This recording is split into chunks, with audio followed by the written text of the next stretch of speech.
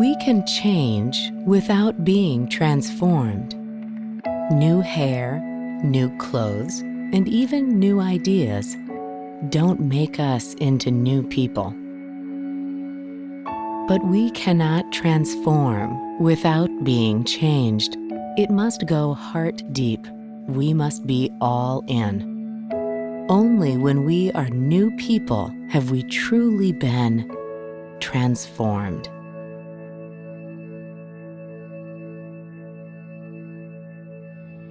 People don't necessarily choose transformation. It chooses them. When God came into my life, He changed me immediately. Please make it stop.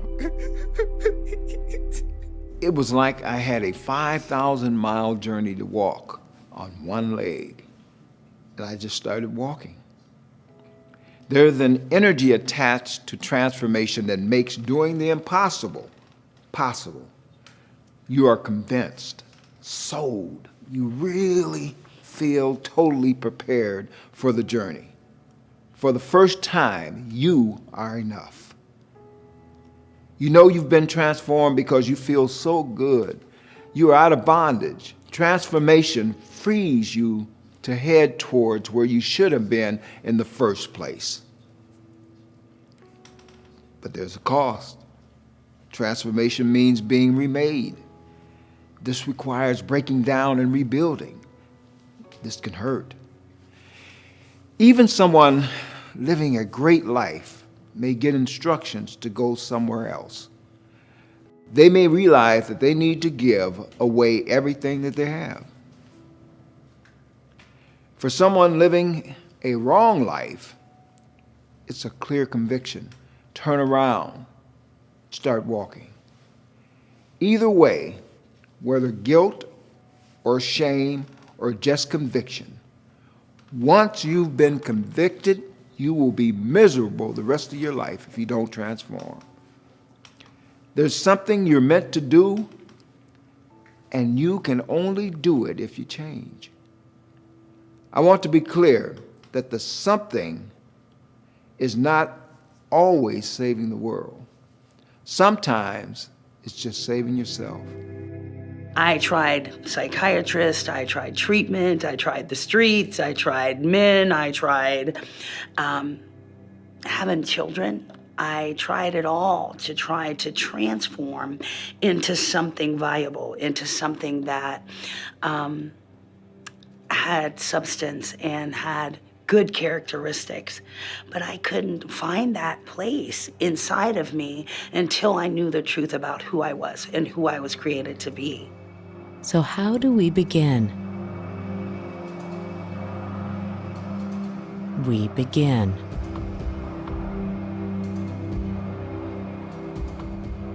When it began to happen in my life was at a point where most people would say transformation is never going to happen.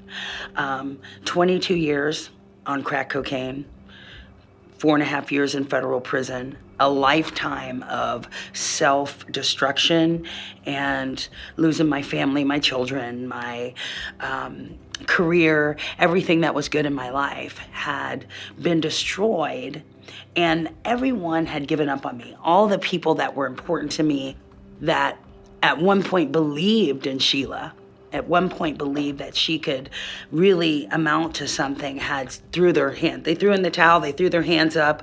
They, I can't deal with this anymore. Your continual lying of I'm gonna change, I'm gonna change, I'm gonna transform, I'm going to be somebody different. We've heard it long enough, and we don't believe you anymore. And it was at that point in my life where, in a place where I had lost everything, as I said, custody of my children, in federal prison, at the most strongest, powerful point in my addiction,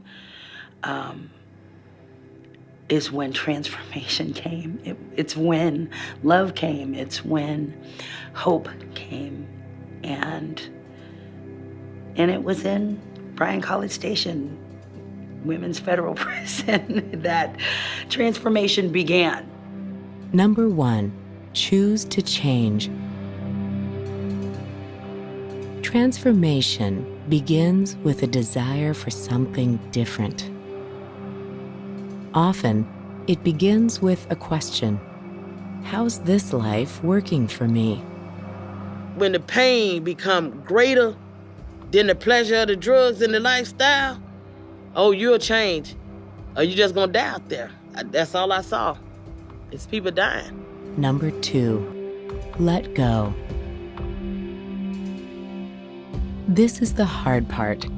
We hold on to things, even broken things, just because they're ours. But if we are really going to transform, we must begin to release the old life. It's the only way.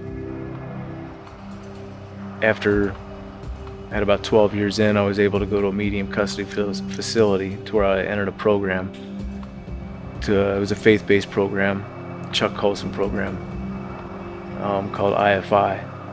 And I did that to get out of a maximum security prison. And so I manipulated my way, thinking I was doing the right thing that was for me. But I guess it was part of God's plan to allow me to go that route.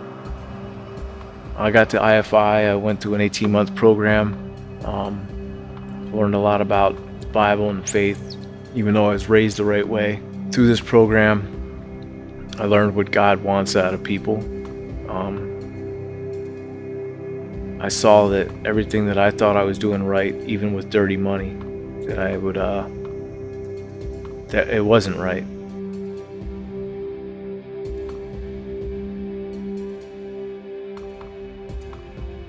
I come out, 30. I was 33 when I got out of prison, and it was one of those things that,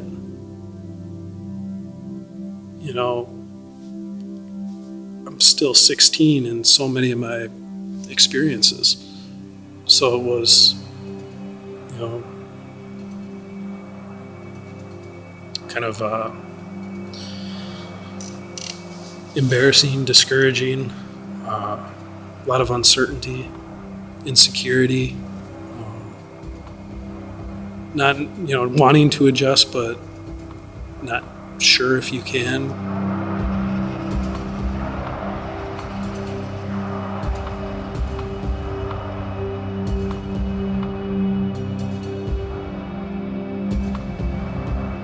All day I read, and it was nighttime now.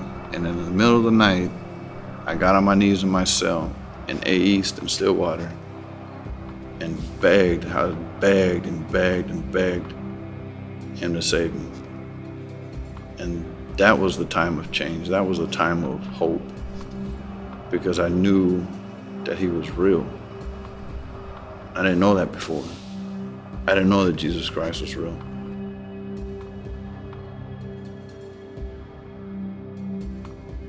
We reach transformation through many different doors. Pain, brokenness, even miracles. Many transformations occur after a near-death experience or another event too huge for you to remain unchanged. The most powerful transformation is what I call divine transformation. It's when you start hearing God. Once you've heard him, you can't help but listen. This kind of transformation gives purpose to your life. And the amazing thing is that nothing will be impossible, because you will be gifted with everything you need. If God sends you on a camping trip, he's going to give you the gear. But it's still terribly hard. You still have to do the work. Pitch the tent, light the fire. The toughest thing I've ever had to do is to live up to the standards Jesus sets for me. But it's also incredibly rewarding, because I am equipped. I still have fears and doubts. I know everything will be all right. Even if things don't go the way I want them to go, I know they're going the way they are supposed to go. Believe me when I tell you, it will be the hardest thing you've ever had to do. But you can do it, and you will never regret it. I have a friend that introduced me to a program to get me into construction. I held on to that. I went in and I did that. I became a journey laborer. I was a journey 160 ground person, so overhead power. I was the only woman on the light rail project on the Greenway, and continued to build myself up from that. And now I'm a project manager for a great company, and I'm there. Not that I can't lose those things, but I know that God has opened doors for me because I was willing to do the work. Number 4, own it.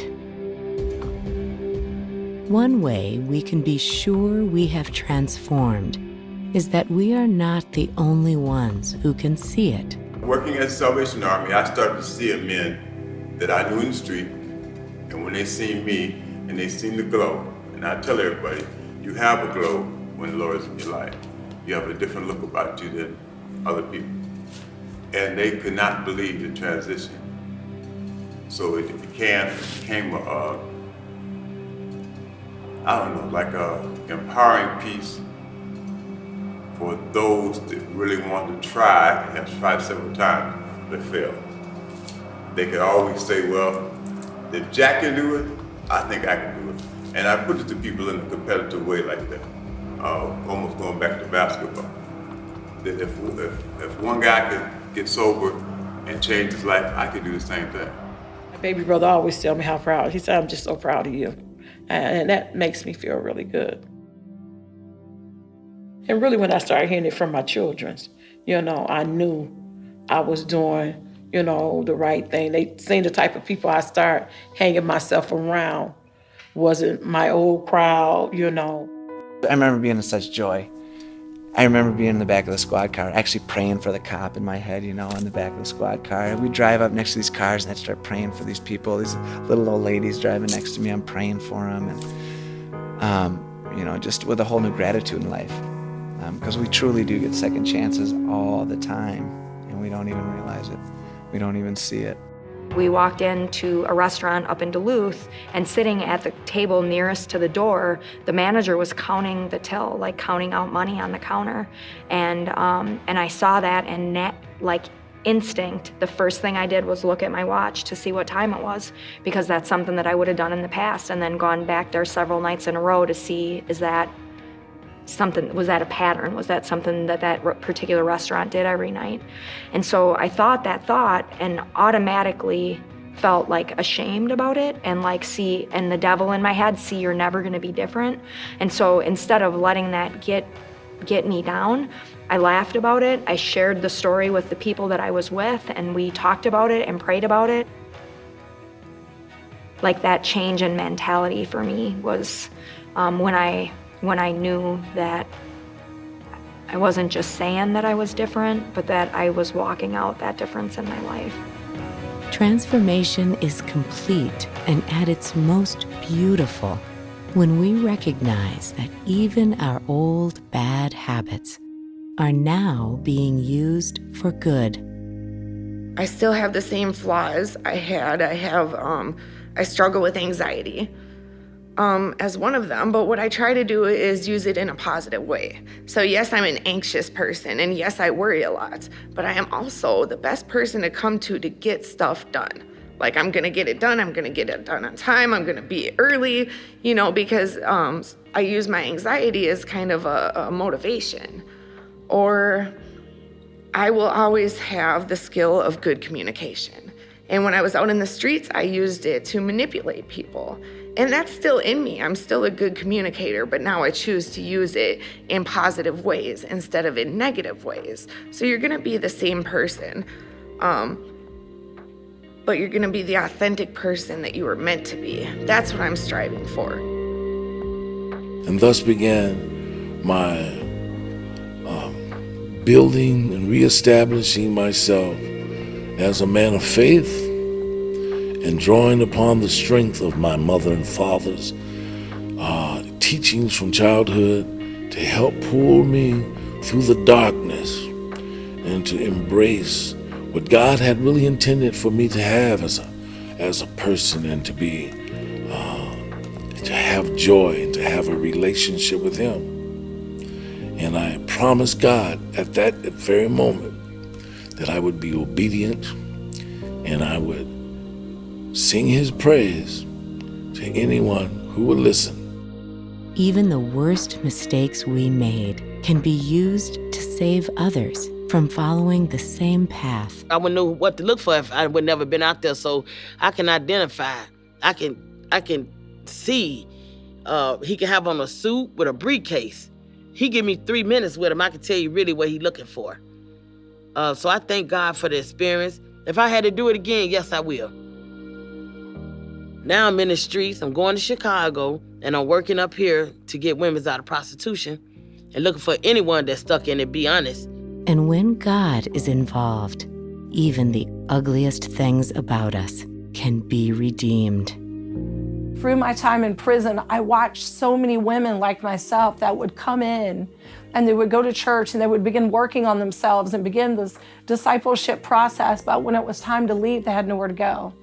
And we got $50 and a bus ticket back to our old life, back to the street we came off of. And I said, God, what is my part? How can I help this? And the Lord gave me a vision to have homes for women like myself. And I kind of laughed. I'm like, okay, Lord, I don't know what that looks like. I don't even know how to take care of myself. But I know that, you don't call the qualified, you qualify the called, and I'll do whatever you tell me to do. I can remember back that I would walk the streets at 3 o'clock in the morning in the pouring down rain, freezing cold, to go buy drugs. And I would rob whoever I needed to do to go get it. And once I realized that determination and perseverance, that fight on the inside of me was created to advance the kingdom, I realized that my fight was to be able to fight not only for my life, but for the lives of other people. And my life has never been the same. We can choose. We can surrender. We can be transformed.